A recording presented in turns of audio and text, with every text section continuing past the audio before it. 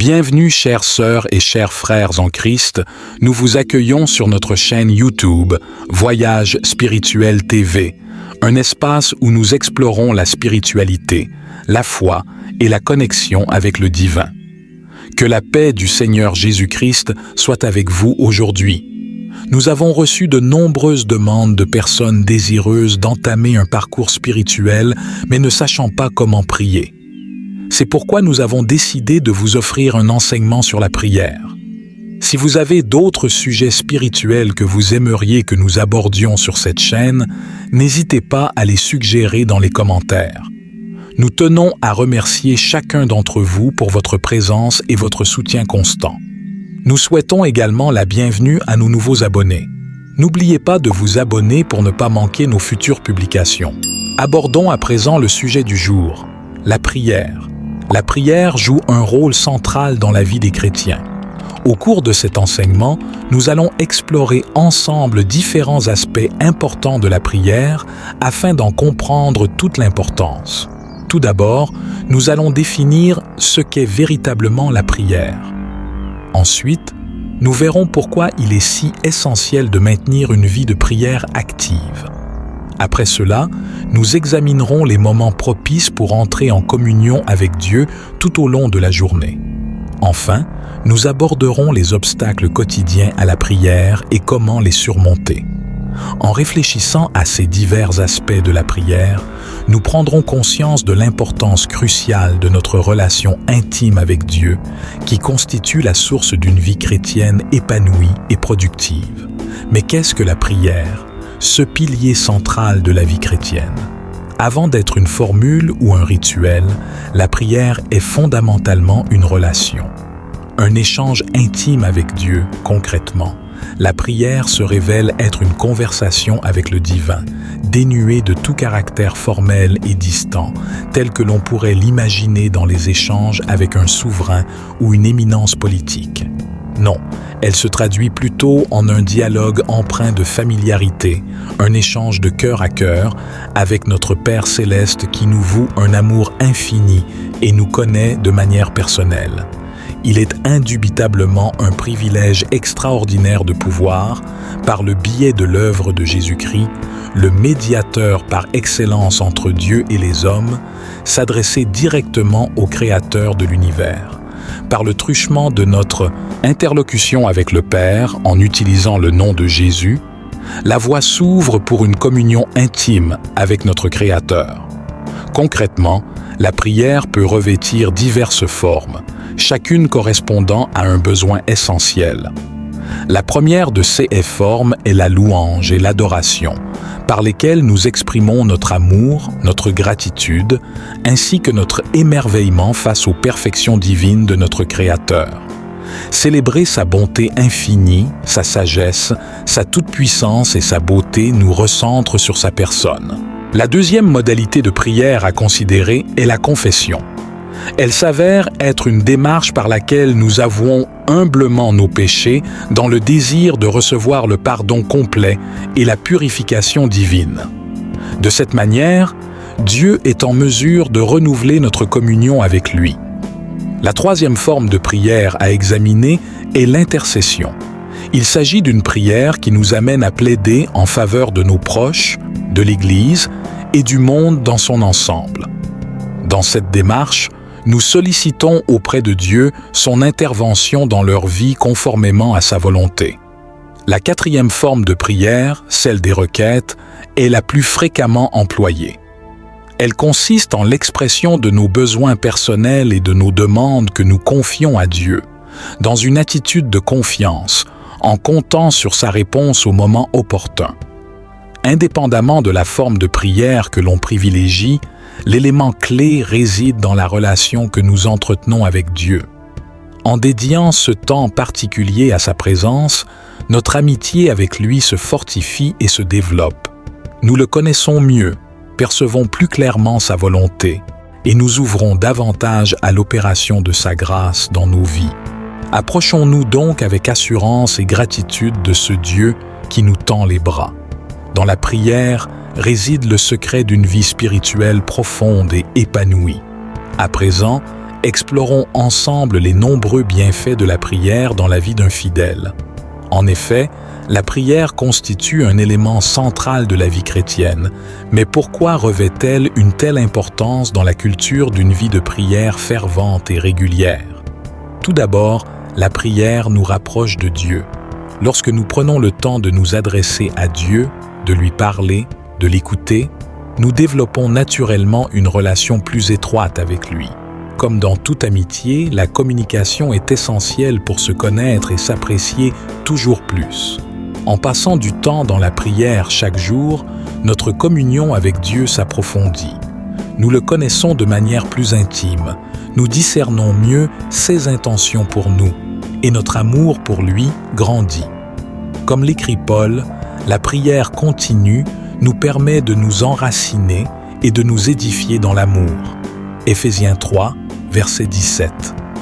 Prenons un exemple concret. Isabelle, chrétienne depuis 2 ans, peine à ressentir la présence de Dieu dans sa vie quotidienne.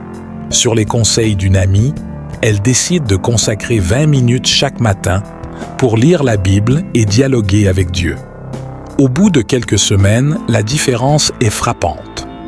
Isabelle se sent beaucoup plus connectée à Dieu, elle comprend mieux sa volonté et elle parvient à discerner sa voix plus clairement en lisant la Bible. Deuxièmement, la prière nous révèle la volonté de Dieu. Une des raisons principales pour prier régulièrement est que cela nous aide à mieux discerner la volonté de Dieu pour nos vies. En prenant le temps d'amener nos choix et décisions à Dieu, il nous guide et nous dirige par son Saint-Esprit. Par exemple, une connaissance nommée Didier devait prendre une décision importante concernant un changement de travail.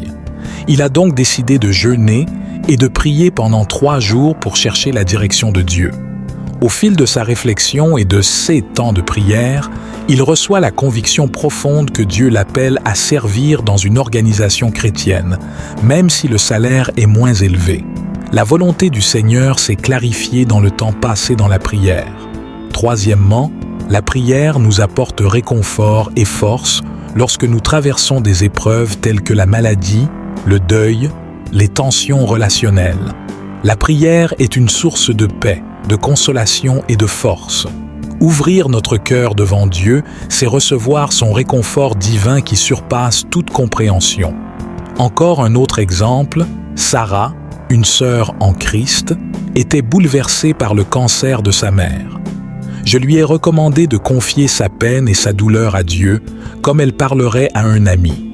Ces moments de prière, où elle emmenait sa peine et ses questions devant le Seigneur, lui ont apporté un soutien inestimable. Elle ressentait la présence de Jésus à ses côtés dans l'épreuve, ce qui l'empêcha de sombrer dans le découragement. Quatrièmement, la prière stimule notre foi. La prière régulière stimule notre foi et notre dépendance envers le Seigneur. Nous réalisons combien nous avons besoin de sa grâce à chaque instant. Nos prières nous rappellent de ne pas compter sur nos propres forces, mais sur Jésus-Christ seul. Cultiver une vie de prière fervente et constante est crucial pour tout disciple de Jésus. La prière nous ouvre la porte des trésors inestimables d'une communion plus profonde avec notre Père céleste, de la connaissance de sa volonté, de son réconfort dans l'épreuve et du renouvellement de notre foi. Alors, il est important de prier sans cesse. Mais comment prier? Nous avons vu l'importance cruciale de la prière pour le disciple de Christ, mais concrètement, comment s'y prendre pour prier efficacement? Je vous donne 7 conseils pratiques pour vivre des temps de prière fervents. Le premier conseil est de choisir un lieu approprié. En effet, il est primordial de se mettre dans un endroit calme, confortable et sans source de distraction afin d'être totalement concentré sur Dieu. Idéalement, aménagez-vous un coin prière dédié dans votre domicile, par exemple dans une chambre ou au salon. Lorsque la maison est vide, vous pouvez y placer une chaise confortable, un pouf, un crucifix ou une bougie pour rendre le lieu propice au recueillement. Certains affectionnent également prier dehors, dans un parc isolé ou un lieu en hauteur avec vue dégagée pour contempler les merveilles de la création de Dieu. L'essentiel est de vous isoler le plus possible des bruits et activités qui pourraient vous distraire. Le deuxième conseil est d'adopter une posture physique adéquate pour prier. La position de votre corps influe sur l'attention de votre esprit. Beaucoup aiment s'asseoir confortablement, les yeux fermés, en tailleur par exemple. D'autres préfèrent s'agenouiller, une posture très respectueuse pour s'humilier devant le Seigneur. Vous pouvez aussi prier debout, les mains élevées pour exprimer l'offrande de vous-même, ou même marcher tout en priant, si cela vous aide à concentrer vos pensées. L'essentiel est de vous placer dans une posture qui vous aide à être pleinement concentré sur Dieu et libre de toute gêne physique. Le troisième conseil est de commencer par la louange. Lorsque vient le moment de prier, commencez toujours par louer Dieu pour qui il estimate. Prenez quelques minutes pour méditer sur un attribut de Dieu, par exemple, sa toute-puissance, son amour infini, sa sagesse, sa grâce, sa miséricorde. Remerciez-le de sa bonté et de sa fidélité. Louer Dieu avant de lui demander quoi que ce soit est vital. Cela nous recentre sur sa personne avant nos propres requêtes. Cela stimule aussi notre foi en nous rappelant combien notre Dieu est grand et souverain, capable de tout accomplir. Vous pouvez louer Dieu librement ou en vous aidant de versets bibliques qui inspireront votre prière. Le quatrième conseil que je vais vous donner est de confesser humblement vos péchés, en demandant sincèrement pardon à Dieu pour les fautes commises. Faire régulièrement cet examen de conscience purifie notre cœur et enlève tout obstacle dans notre communion avec Dieu. Soyez le plus précis et honnête possible. Ne vous contentez pas de demander pardon pour vos péchés en général. Énumérez devant Dieu les fautes précises qui ont marqué votre journée, telles que la colère, la jalousie, le mensonge, la négligence dans vos devoirs, l'orgueil, l'égoïsme. Recevez avec foi le pardon et la purification que le sang de Jésus offre. Le cinquième conseil est de présenter vos requêtes au Seigneur. Une fois le cœur purifié, vous pouvez présenter vos requêtes au Seigneur avec humilité et foi. Exposez clairement vos besoins et demandes, en sachant que notre Dieu souverain désire vous exaucer selon sa volonté parfaite. Il peut s'agir de requêtes pour vous-même, pour vos proches, pour votre ministère, pour l'Église. Pensez à remercier d'avance le Seigneur lorsqu'il exauce ses requêtes selon son calendrier parfait. Souvenez-vous que Jésus encourage à persévérer dans nos demandes avec une simple audace. Ne vous découragez pas si la réponse se fait attendre. Le sixième conseil est d'intercéder pour les autres. L'intercession, c'est-à-dire prier pour les autres, est un aspect crucial de notre vie de prière. Paul nous exhorte à intercéder pour tous les hommes, pour les rois et tous ceux qui sont élevés en dignité. 1 Timothée 2, versets 1 à 3. Ayez une liste de noms pour lesquels prier régulièrement. Votre famille, vos amis, des personnes en difficulté, les responsables de votre pays, les missionnaires. Priez pour leurs besoins spécifiques en faisant confiance à la puissance de la prière d'intercession. Le septième conseil que je vais vous donner est de terminer votre prière par l'action de grâce. Terminez toujours votre temps de prière par un moment d'action de grâce pour remercier Dieu de sa présence et louer son nom. Ce moment de gratitude tourne notre regard vers Jésus plutôt que vers nos requêtes. Nous avons vu l'importance de la prière pour le chrétien, ainsi que la façon de prier. Mais concrètement, quand est-il bon de prier, de prendre ces moments de communion avec Dieu? Le matin, commencer sa journée par la prière est un excellent moyen de se recentrer sur Dieu et de lui offrir le reste de la journée. Prenez le temps de vous lever un peu plus tôt que nécessaire pour passer ce premier moment avec lui. Par exemple, vous pouvez consacrer 10 à 30 minutes à la lecture d'un passage de la Bible, puis dialoguer avec Dieu à partir de ce que vous avez lu. Confiez-lui votre journée, demandez sa direction et sa protection. C'est un moyen de recevoir sa paix avant d'entrer dans l'activité du quotidien. Le soir est un moment propice pour clore sa journée dans la prière. Faites le bilan de votre journée, remerciez Dieu pour les moments positifs, Confessez ce qui n'a pas été et remettez entre Ses mains les soucis de la journée écoulée. Prier avant les repas est également une pratique courante. Les repas sont des moments naturels pour se tourner vers Dieu dans la prière en le remerciant pour la nourriture. En faisant cela, nous reconnaissons que tout don excellent et tout cadeau parfait viennent d'en haut. Jacques 1, verset 17. Beaucoup de familles chrétiennes ont pour coutume de se donner la main autour de la table et de prier ensemble avant de manger. Même en solo, vous pouvez prendre 1 minute pour exprimer votre gratitude envers Dieu, pourvu que ce soit sincère. Vous devez aussi prier dans les moments difficiles. Les circonstances éprouvantes, la maladie, le deuil, un accident, un conflit et bien d'autres cas peuvent aussi être des déclencheurs de prières spontanées. Dans temps de détresse, notre réflexe devrait être de nous tourner vers Dieu pour lui demander secours. Ne restez pas seul avec vos problèmes. Apprenez à élever des prières jaculatoires courtes et spontanées à tout moment. Par exemple, « Seigneur, viens à mon aide » ou « Jésus, je m'appuie sur toi ». Vous verrez la différence que cela fait de partager vos fardeaux avec Jésus-Christ. Avant de conclure cet enseignement, je tiens à mentionner qu'il existe de nombreux obstacles à la prière.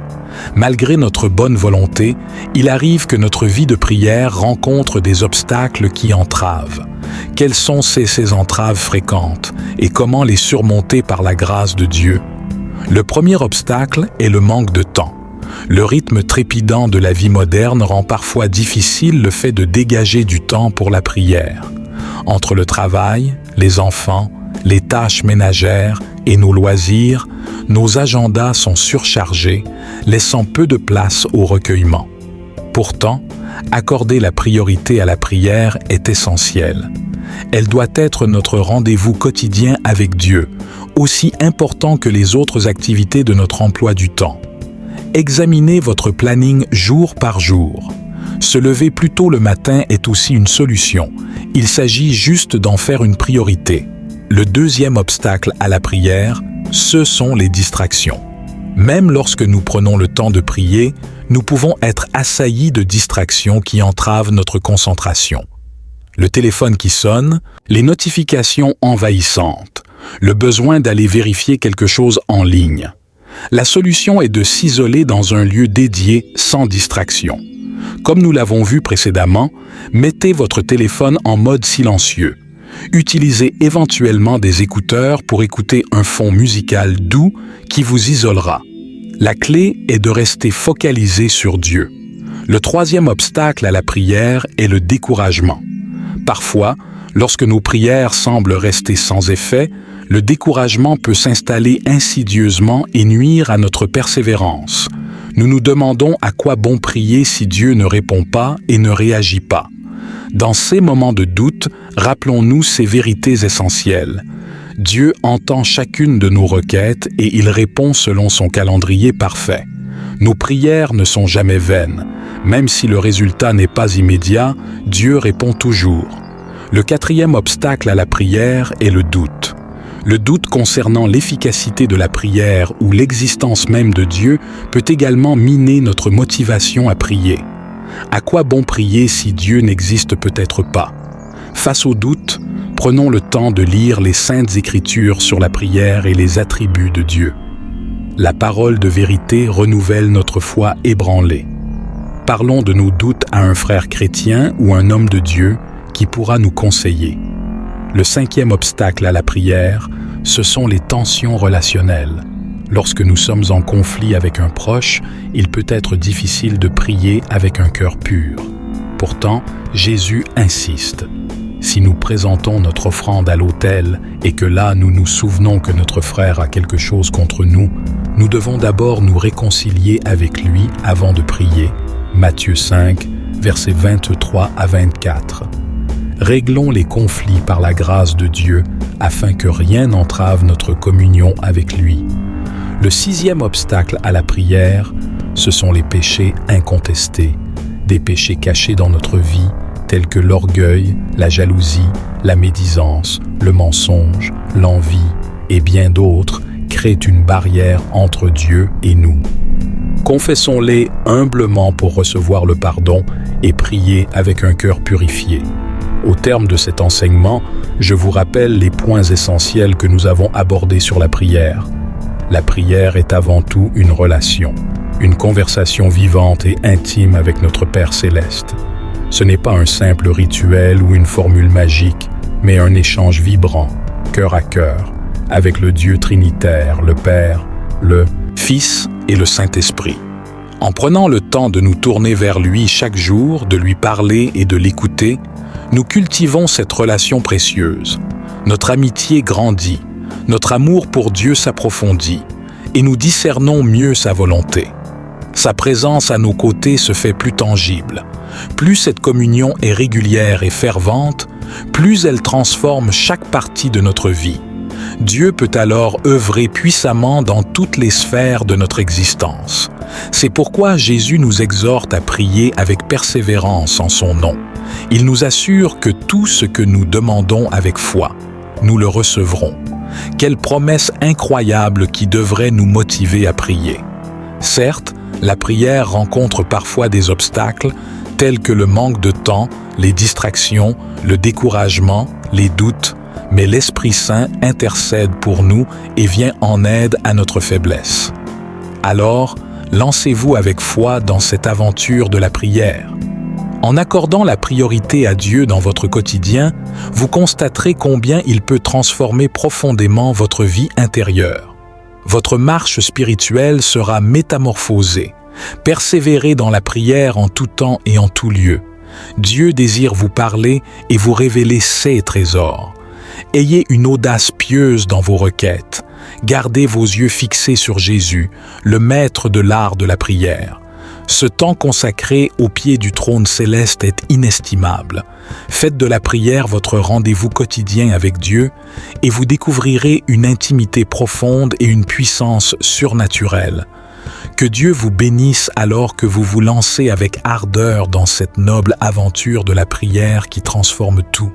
Il vous attend avec joie et se réjouit par avance de ces moments privilégiés en votre compagnie. Amen. Bien-aimés, abonnez-vous à Voyage Spirituel TV pour ne manquer aucun des précieux contenus que nous partageons. Activez la cloche de notification pour être averti à chaque nouvelle vidéo inspirante. Et surtout, n'hésitez pas à liker et à partager cette vidéo dans 3 groupes WhatsApp, car le chiffre 3 symbolise l'unité de la Trinité chrétienne. En partageant cette prière, nous créons une chaîne d'amour et de guérison qui touchera le maximum de personnes dans le besoin, et ainsi, le Seigneur répandra sa bénédiction sur vous. Je vous encourage également à explorer notre chaîne YouTube Voyage Spirituel TV, où vous trouverez des contenus enrichissants et inspirants pour nourrir votre cheminement spirituel.